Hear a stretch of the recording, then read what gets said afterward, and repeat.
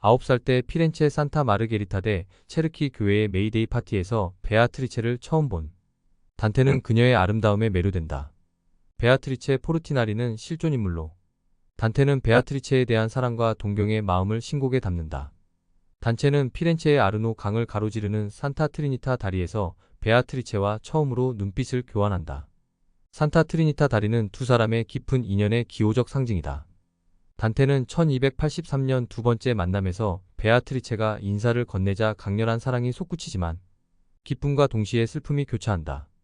실질적인 자산이 없는 단테는 1277년 약혼한 젬마 도나티 가문과 1285년 결혼 동맹을 맺는다. 젬마와 결혼한 지 몇 년 후 베아트리체를 다시 만난 단테는 여러 소네트를 통해 자신의 마음을 고백한다. 베아트리체 역시 사랑보다는 가문의 이익이 우선시되었기에 1287년 은행가 시모네 데이 바르디와 인연을 맺는다.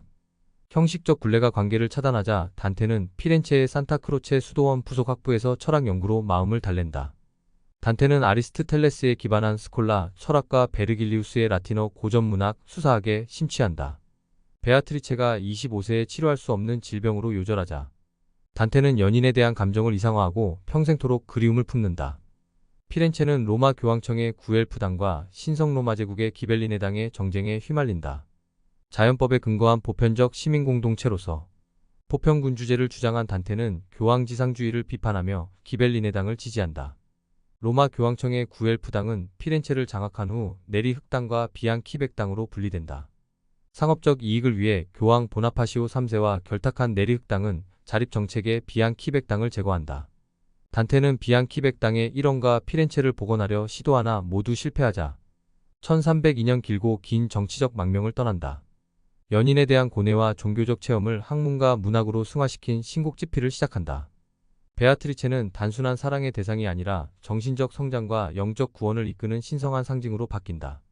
단테는 토착어에 관하여 신곡지옥, 향연, 신곡연옥, 신곡천국을 쏟아낸다. 정치적 고난과 미완의 사랑을 철학적 고뇌로 표출한 신곡은 단테의 영혼 순례기이다. 단테는 이성의 상징인 베르길리우스의 인도로 정제의 수행을 거친 후 베아트리체와 만나 천계의 비밀을 나눈다. 영혼을 구원한 중재자로 베아트리체는 단테를 영적인 깨달음으로 이끈다. 에밀리아 로마냐 지역의 라벤나에서 말년을 보낸 단테는 신성 로마 제국 황제 하일리이 7세가 급사하자 피렌체의 땅을 밟을 기회마저 영원히 사라진다. 독일의 선제우들에 의해 독일 왕으로 선출된 하일리이 7세는 1310년 신성 로마 제국의 권위를 회복하기 위해 이탈리아 원정에 나선 바 있다. 교황을 지지하는 구엘프와 황제를 지지하는 기벨리네 사이의 갈등으로 혼란스럽자 군대를 이끌고 알프스를 넘는다.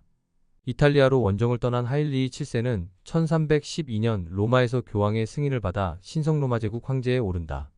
하지만 이탈리아의 통합에 나선 하일리이 7세는 1313년 나폴리 왕국 공격 과정에서 말라리아에 걸려 갑작스레 사망한다. 하일리이 7세의 죽음으로 단테는 결국 피렌체로 돌아갈 꿈을 접고 라벤나에서 여생을 보낸다.